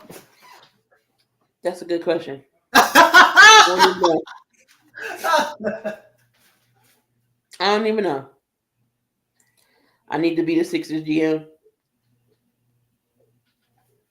Anybody but Morey. This Morey last year, if he do something dumb, he got to go. Josh Harris got to take his ass out of the Commanders. The Commanders is losing right now, Josh. So you can come back to the Sixers now.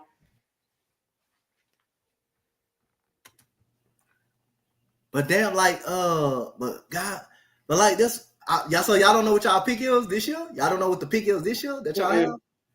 Is it? It ain't. It's a high pick or a low kind of. I don't know, but I know if we can't go nowhere, we can't go higher than 7 because OKC will take it. The 7th overall pick or what? Like, we can't. Let's like just like this year when we got VJ at 3. If we had a 6 or if we had 7 or higher, OKC would have took it. Damn. But that's this year? They'll take y'all pick? I think so. I think OKC would take if we had a low draft pick. Yeah, I if I'm not mistaken, they might take our. I think they do take our pick. I don't freaking know. I'm tired of OKC taking shit. I know that. Yeah, y'all getting robbed by OKC. Y'all can't catch a break. Hold on, let me see if I can Google it real quick. Golly, y'all get y'all picks. 2026 draft pick.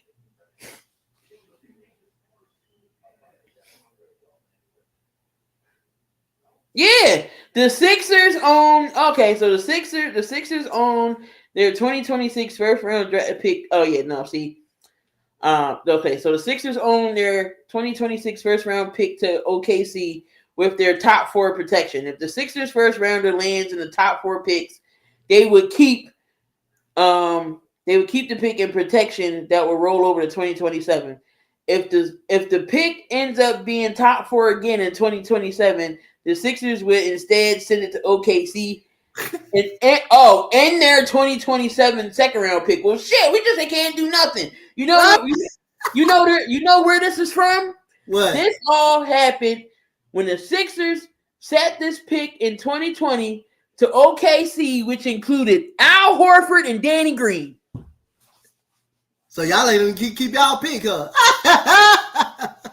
We did all this to get Al Horford off the team, and this is what we get. That's the frustration y'all get, and what they give y'all. Y'all did all that to just get y'all got that man off the team. He won a championship in Boston. Because we traded Al Horford to OKC in 2020. I remember that. And we was praising Daryl Morey for getting his ass off the team. And look what it did. And he won a championship in Boston. And y'all gonna get y'all pick snatched up.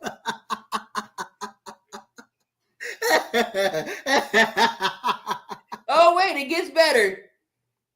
The Sixers own their 2026 second round pick to OKC, Phoenix, or Washington. The Sixers sent the pick in oh my God, yo. Like the Sixers sent out this pick in 2021 trade with Oklahoma City, which included George Hill. God damn, we haven't had George Hill on our team in years. George Hill.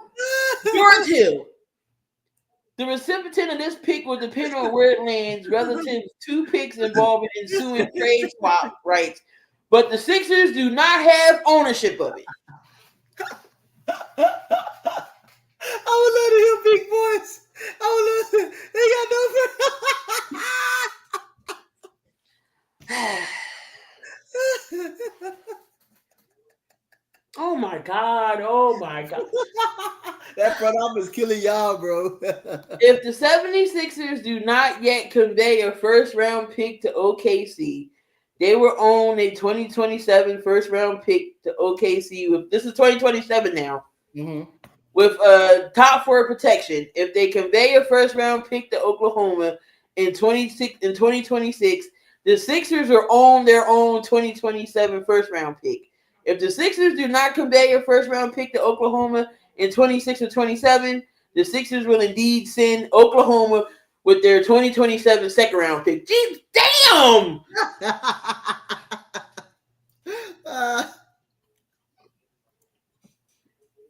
Well, y'all can't do Well, that. shit. Then we might be sending picks. We're gonna be sending our second round pick to either Phoenix or Golden State.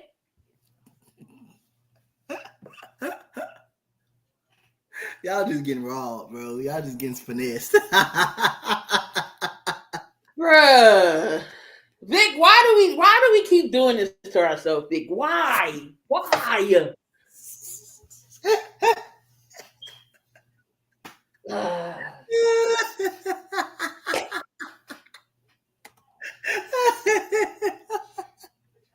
Why do we keep doing this to ourselves? We keep coming back to this organization year after year after all the pain and suffering we go through, and we still bring our asses back like dumbasses.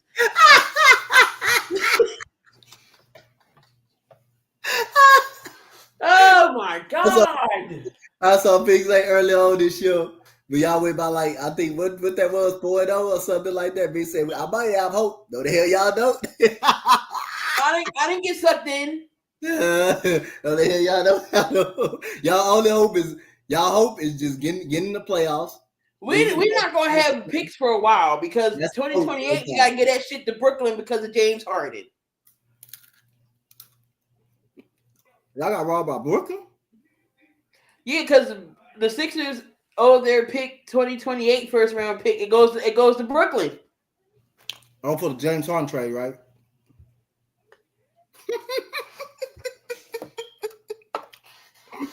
And Ben Simmons and from Ben Simmons and James Harden. This is some bullshit. That's tough, bro. The 2028 first round pick goes to the Clippers.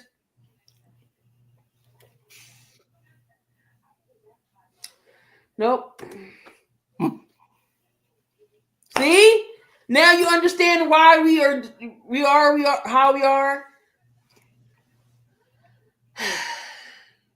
I told you the Flyers are the only team in the city that nobody talks about because we know we rebuilding with hockey. Yeah. So that's why y'all nobody give too much about them. Go spend all that energy on them. That's what that's probably why when the players go somewhere else, they do good because of the city. Because everybody just hard on the city. Because everybody hard on the city. A lot of players can go somewhere else, they can focus, they can be good when they ain't gotta hit too much. So even attempt to try to get back into the draft, Daryl Morey would have to make some moves to acquire at least a second round pick for somebody this year. I can take Paul George. Y'all ain't gonna be able to get off that man.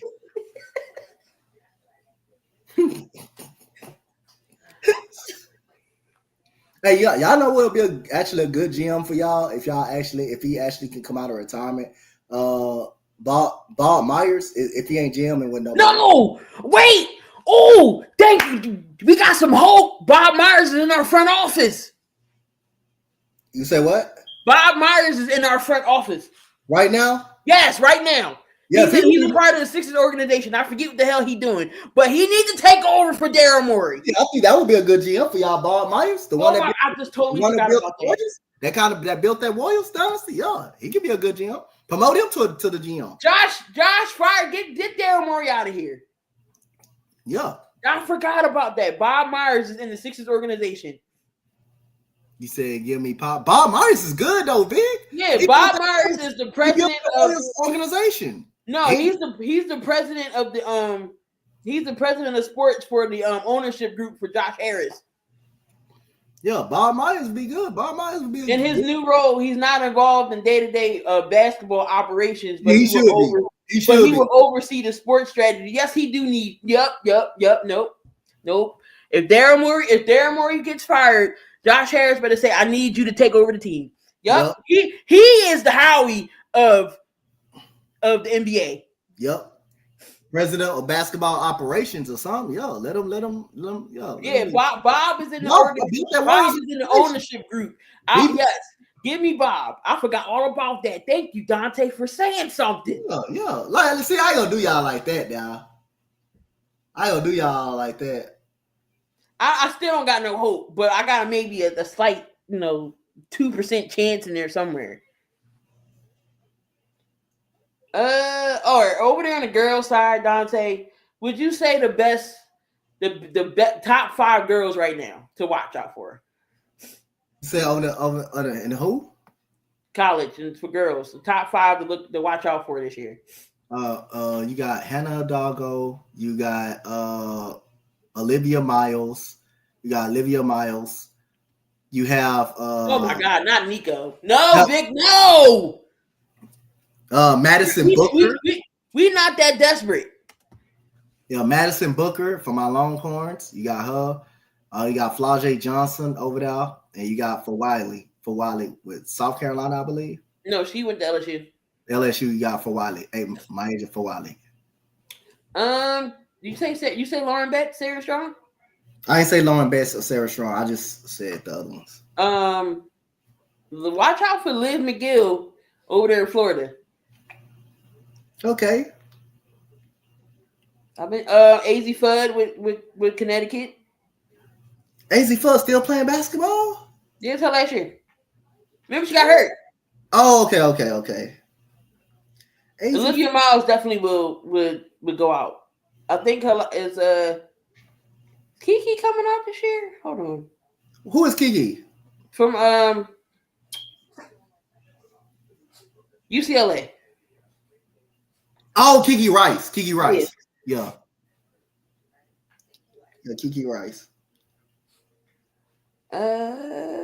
Yeah, so right now Halago, she's leading right now with 20 leading the all conference right now in scoring. Oh, you can't forget about Aldi. You said who? Aldi Cricks. Oh yeah. Iowa State. Yep. Iowa State. She's been good. She good.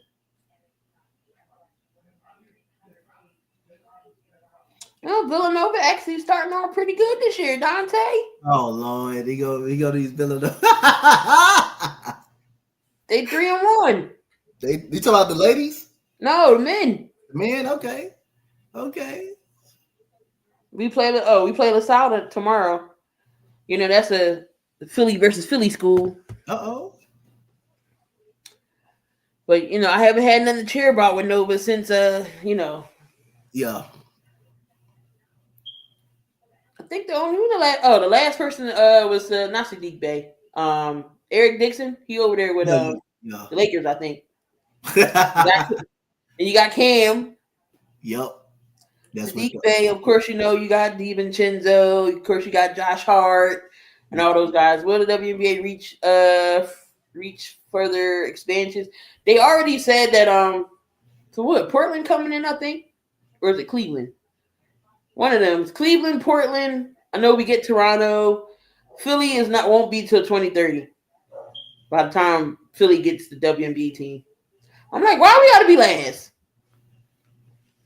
But by that time, Philly and the WNBA team and the Sixers will be in their own stadium. Because apparently the Sixers is getting a new stadium, a new arena. I don't know why, but I guess. Yeah, let the Aces. Let the goddamn Wings have one more season like they did last year. I'm gonna inspire my contract from them. Coach gonna be looking for a new team. Yeah. But I might not have a new team. I might just watch the WNBA. Yeah, so I'm gonna forfeit my contract with them and just wait till a Houston team come. He said I'm voiding my contract with y'all. I gotta resign. Yeah, I gotta resign. Yeah. He said you walking away. Yeah, I'm walking away. I'm just stop biting me. You're gonna be a hot dog. She said you'll turn me into a hot dog. Be sniffing at me. Hey, is that sure? And then you want to come over here and play. Go over there. Yeah. But there you have it. I don't know. Should I open up the lines? Y'all gonna call in if I open them up? If Vic call in, I want to see. Oh yeah, Vic gotta hear his first. Oh Lord, Jesus Christ! If Vic do call in, My goodness gracious. Hold on. Just in case, let me go get my towel just in case. Hold on. I had to make sure that the line still works. All right, y'all. So we're gonna have it open for a little bit. So if you need to come up here, voice your opinions, questions, concerns, comments, the phone lines is open. So hold on, I'm put the number up here.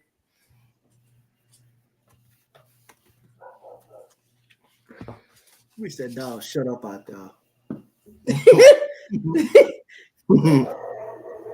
Tell him live, seen live or something, that dog bark. Is it every day? Yeah, pretty much. It's next door to me. All right, y'all. There you go. The lines is open.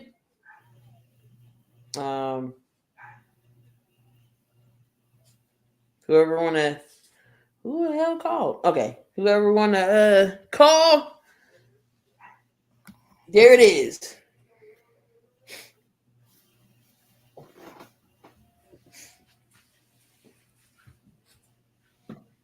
What we got on the NBA side today? I got watching these games. Hold on. So we got right now the Magic is up 4. The end of the first quarter, 36-32. You got the Nets and Celtics at 7:30. You got the Pistons and the Hawks at 7:30. You got the Grizzlies and the Spurs, Jazz and Lakers, and then the Sun and the Trailblazers. Yeah. What do you think about Boston playing so far without Tatum and everything? Yeah, I think that's where they should be. Where they should be at right now. I think they still make the playoffs. I still think they make the playoffs. They probably make playoffs. The Pacers are 1-12. God. Oh my God! Yeah, Pacers stink. Yeah. They might get a top. Oh, what if they get the guy from BYU? AJ Samantha. Yup. That's Miles Turner's replacement. Mm-hmm. Uh-oh. Oh Lord. Yeah. Vic! Press 1. To send a voicemail, press 2. Caller, are you there? Yeah, man. What's going on, Vic? I really thought y'all had like a receptionist, but it was a Google Voice.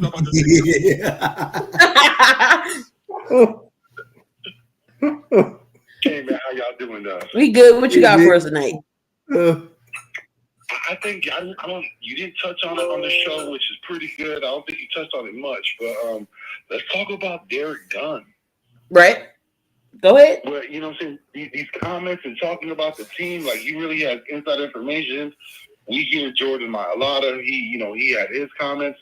I think it's a problem that Philly fans know about. We've been seeing it for a while. Where like the Philadelphia media is kind of like against the teams they cover in a way to try to like create some kind of controversy to put themselves on. I don't know if they think they want to be the next Stephen A. Smith or whatever the case is, but they're going too far. Especially Derek Gunn. You know what you said was kind of false. Yeah, there was some issues, there was some problems, but it's just like the team says, it stays in house. Like they'll take care of it. I don't think that a reporter like Gunn, he gets access, but if you're going to talk like that about the team, I think his access should be denied. Because you know what I'm saying, like we're not here trying to investigate and look into the team to put out scandalous stories, especially one that isn't even backed by truth. If we're going to do that, then I don't think we should restrict access to these people. Especially like I said, Derek Gunn has been with the team for a long time, and it's kind of sad that he would do this. And we know for a while he's been moving on, doing new things in his career, but it looks like this was an attention grab, and I don't think it was right. That's just like somebody leaked, happening with Embiid and him being late all the time in the locker room too. So Philly media is not all it's cracked up to be. We have the good reporters and you have your bad ones like John Clark. You'll never hear no issues with John. John's okay in my book, but these other ones, like I don't listen to the sports radio because they suspect too, especially VIP and all them. So I don't know. I think they're just making things bigger than what it is. Yeah, I think right now, like journalism is at a point where there are no journalists anymore. There are people that can cover sports. They just know how to create controversy, and that controversy puts them on. Like it's a vicious cycle that I think like we as the consumer that people like see this, we got to put a stop to it. Like we got to let them know, like, hey, like we're not about these stories anymore. Like I know you think that everything got to be TMZ and we got to sell, but like these stories, we're not about these stories anymore. Like we want to know what really happened. If you're gonna put the truth out there, put names to everything that happened, so that way they can come back and corroborate your story. But that's not what he's doing. He's saying insiders in the locker, people making it obvious or ominous, I should say, when it's probably like a towel boy or someone in the equipment management team saying something. You know what I mean? Like someone that, yeah, they are part of the team, but not connected to the team. Right. Like I said, we all heard Jordan Mailata's comments. We know what it is, but I think especially when you got the Eagles, a team that has championship aspirations, and you're giving the access to be around them, don't spit in their face by putting out a story like this.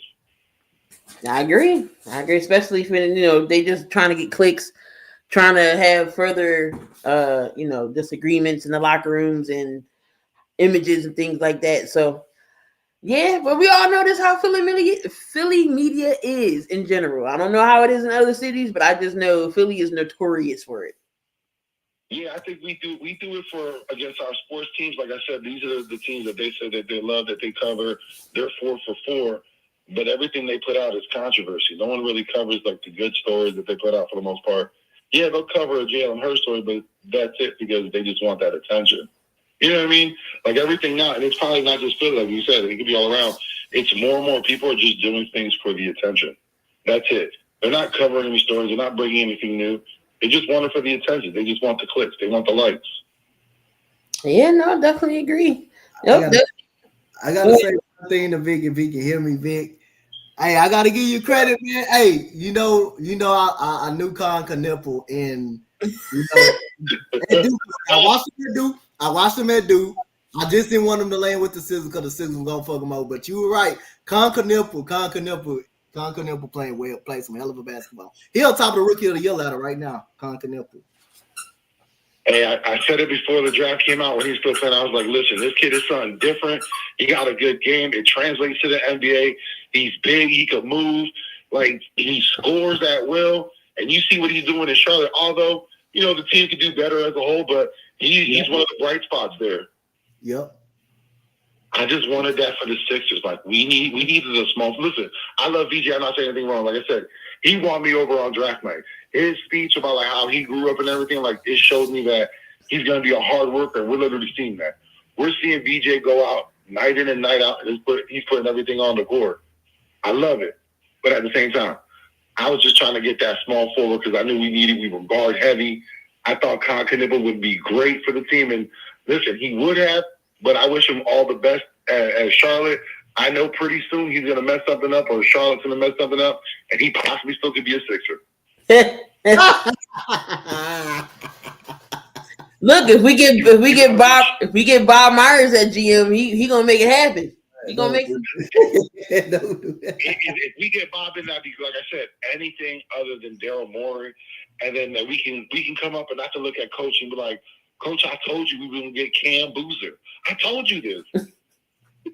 Now, y'all gonna be too big. Y'all ain't gonna be bad enough to get Cam Boozer. Y'all ain't gonna be bad enough to get him. No, Coach, listen to me. You knew before I wasn't falling for it when the Sixers were playing well in the first 4 games. I am a seasoned Sixers fan. Mm-hmm. I know that there's so much season ahead of us that we have so much to screw up. Sure do. Y'all started 5-0. Now y'all about like 7-6. Listen, we got a 20-game losing streak in us. Oh, no. If I know you said everybody healthy now. If everybody healthy, y'all, you think you still got the type of losing streak on y'all? Even if Joel gets healthy, he don't got no lift no more. Them needs is done. But see, that's the thing. That's the Sixers problem, and it's how they placate to their players. All right, I understand you want Joel to be comfortable, you want to be happy, but at the same time, no one's ever done this in his career. Say, hey, my God, I don't ever need to see you at the top of the key. I yelled every time he's on when I'm watching and he at the top of his key. I yell every time. because he don't got no lift. He don't got them knees no more. He can't be in the paint and be physical. He got to stand at the top of the key. He get to pick and roll and don't roll. Listen, when we're on offense, he go ass down by that bucket, block out, you know what I'm saying? Box out, get that rebound, and if you get a look, get that point. But like he doesn't, he wants to be, and you mentioned it before, he wants to be Joker. He wants to be counted and looked at as he was Joker. I think that's what the contention was when they were going for the MVP. He wants that clout that he has, but Joel Embiid, we all know, doesn't put the work in. He wants the accolades, but he does nothing for it. He automatically thinks that it should come to him. And now that his body is breaking down, now he needs to like trust on his savvy, what he knows, his footwork, everything, but he still thinks he's that young player, which he's not. Like I said, he needs to play the center position as it's supposed to be played. If he can do that, and they can have Paul George come off the bench, go through Maxey and VJ, I think the Sixers could do something. But again, they placate to the players, especially Embiid. He still has some pull for whatever reason why. They haven't fully given his team over to Maxey, which they should. Yep. And they're just going to let him play his game. We've already seen it. Load management, crazy. Like, all right, if he needs that much load management, then start bringing him off the bench then. Let's do that. They're definitely going to have they set plays for Joel and PG because, you know, they're running fast and up-tempo now. But it's going to be different plays. They're not going to be running that fast with Paul George in there. Yeah, they got maybe 4 games to run somewhat semi-fast tempo, and then age catches up to them, just like everyone else, especially Paul George.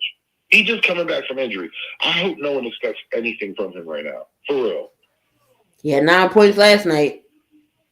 Yeah, because like you're just gonna sell yourself short. Again, if we focus on the young players that are on this team, we can do good.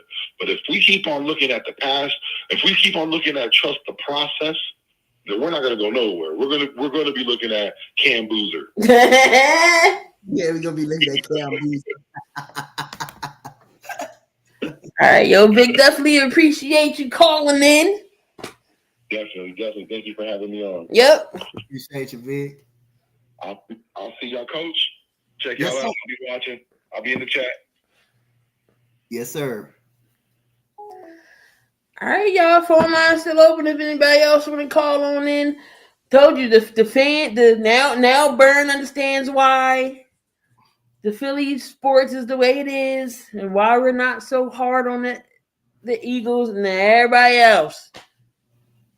I'm in abusive. I'm not in an abusive relationship with the Eagles. They got me championships. I don't know why. If I was Burned, I would never accepted that bet. Why would you lie? You can't get me to lie for Davis Mills. You can't get me to lie for Davis. You have to do that to me. You can't get me to lie for Davis Mills. That won't happen. That won't never happen for me. Yeah, the Eagles, you know, they gave me heartbreak all them times we went to the NFC Championship game and ain't coming away from it. We went to the Super Bowl the first time against the Patriots. We lost by 3. We should have won that damn game because T.O. wanted to throw up in the huddle and be drinking the night before. And T.O. did everything in his damnness to come back for the Super Bowl. They gave him the patty shot before the patty shot was the patty shot. And T.O. played his ass off. Defense played his ass off for Donovan to throw up in the huddle. And then Andy Reid's his time management skills was horrible that game. But then, you know, we went through that. Then we went through slowly rebuilding, and boom, championship came with Doug Peterson. And then, you know, slowly we went downhill again, and then we slowly building back up, and boom, we went to Super Bowl. Yeah, we lost Patrick Mahomes. Damn Bradbury with his holding ass.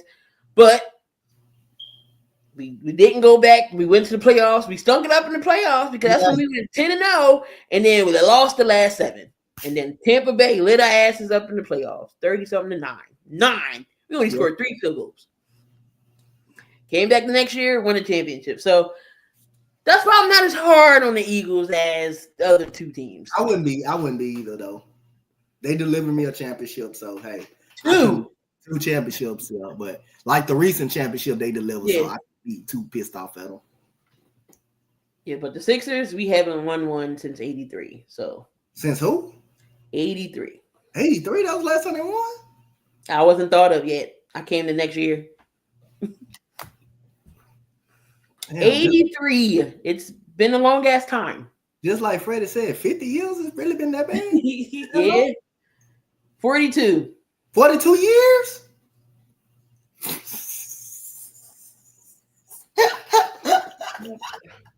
42 years.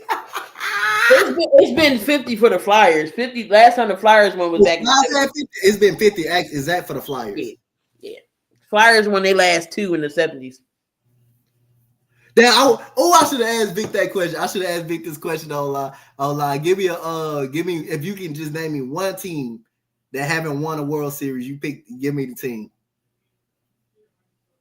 I would tell him that next time. If you can just name one team without Googling that have not won a World Series. Oh, I know the few.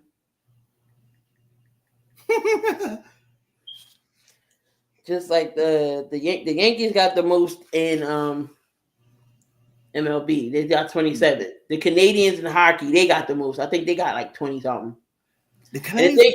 And the thing with hockey is on the Stanley Cup, the team who won it every year is on the Stanley Cup. Yeah. So you see I think the Canadians won it 23, if I'm not mistaken. Mm-hmm. But they stink now. Canadians is ass. Dang, the Canadians won that many Stanley Cups. Yeah, the Canadians stink.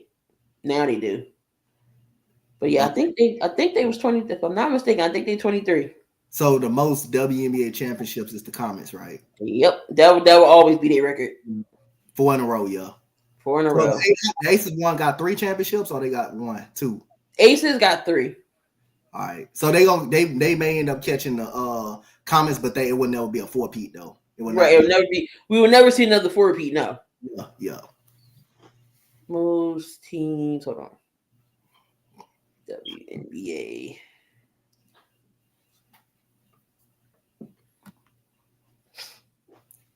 Yeah, it's a 3-way tie with the Comets though. So, okay. The Comets, Minnesota, and Seattle all got 4. Oh, Minnesota! But the Comets was the first to do it 4 in a row. 4 in a row. Yeah, 4 in a row. Yeah. The Comets won 97, 98, 99, 2000. Yeah, I remember that. Yep, I remember that. Yep. The Lynx won it 2011, 13, 15, and 17. Okay. The Storm won it 2004, 2010, 2018, and 2020. 2004, 2010, 2018, and 2020. Mm-hmm. How many did the Phoenix get? How many Phoenix got? They got about 3. I believe Phoenix got 2. They got 2? Yeah. Hold on. The Mercury, they got 2.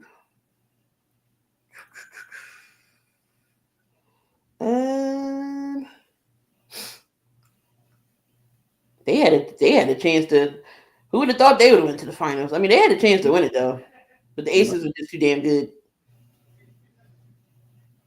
So, oh shit, they got 3. Yeah, I know they because how many DeWanna Bonner won with them? She won 1 title. She got I 1. I think she got 2.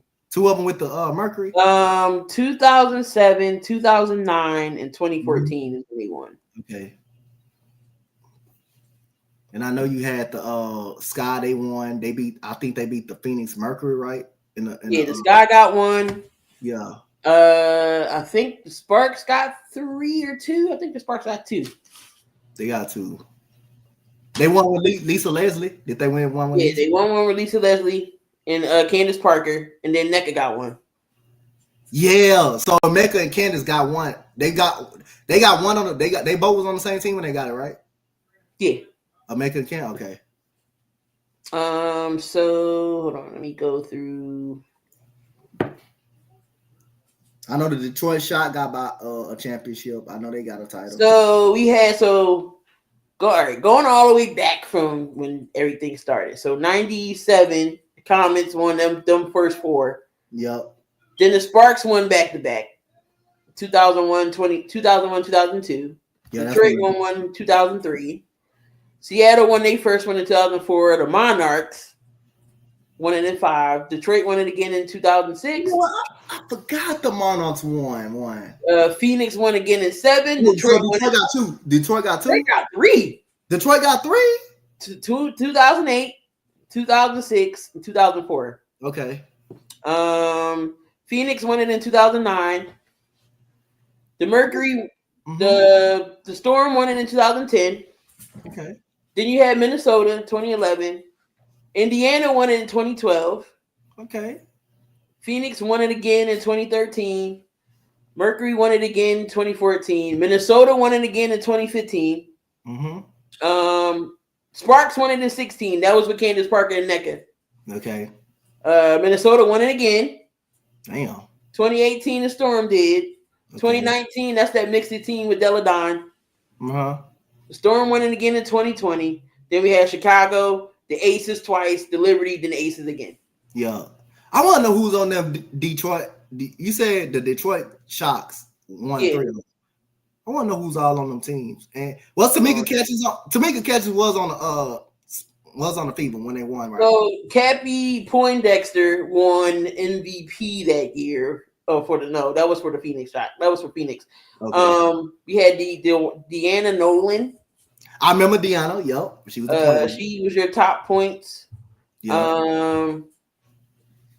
I forget. Was Lisa? I mean, not Lisa Leslie. Was Dawn Staley on that team when they won? I know. Katie Smith was on one of those championship teams. Yeah, Becky Hammons was with the she was with San Antonio. Yeah. They went to the finals that year against Detroit, so she played on that team. Becky Hammond. Yeah, Taj. Oh, I remember her. Taj McWilliams Franklin. Yeah, I remember her. Yep. Of course, Cynthia Cooper.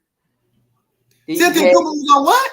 No, we're talking about the Comets. That was she was the leading scorers for the Comets team. You had Lisa Leslie. You had Yolanda Griffin. I remember her with Sacramento. Yep. Of course, Tarazi. Maya Moore, who's a beast. Tarazi again. Sylvia Fowles. Yep. Brianna Stewart. You had Misa Min. Mm-hmm. Yeah, I mean, them girls had them. Chelsea Gray, Brittany Griner. Yep. Oh, those were the MVPs. Yeah, those were the the leading scorers that year. No, okay. In the playoffs. Oh, the top performers in the playoffs. Okay, got you.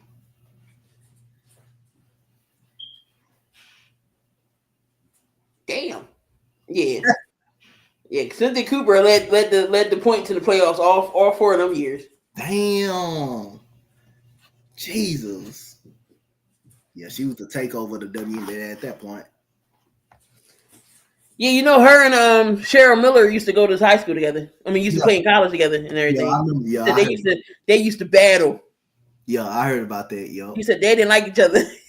Yeah, but Cheryl Miller was a bad man. Yeah, she was. I would have loved to see Cheryl Miller in the WNBA. Can you imagine? Yep. I mean, she taught Reggie all she knew. I remember. Before we get up out of here, I remember Cynthia Cooper. She was the Michael Jordan of the WNBA at that time. Them all 4 years, yeah, she was that. Coop was different. Coop was definitely different. Yeah, she was. All right, y'all. Appreciate y'all for tuning in. We actually went 2 hours a day. Not bad, not bad. Appreciate Vic for calling in again. I'm sure we probably be next week, see what the schedule looking like. Talk some more mess. Hopefully we get more people calling in, but it is what it is. But appreciate y'all for tuning in to another episode of 7200 Seconds. My guy, Coach Donte. We'll be back to see who made Coach's list this time. Talking some more, more football. Hopefully nobody else gets suspended or nothing else happens. But yeah, stay tuned. Y'all enjoy the rest of y'all evening. And see y'all. See y'all.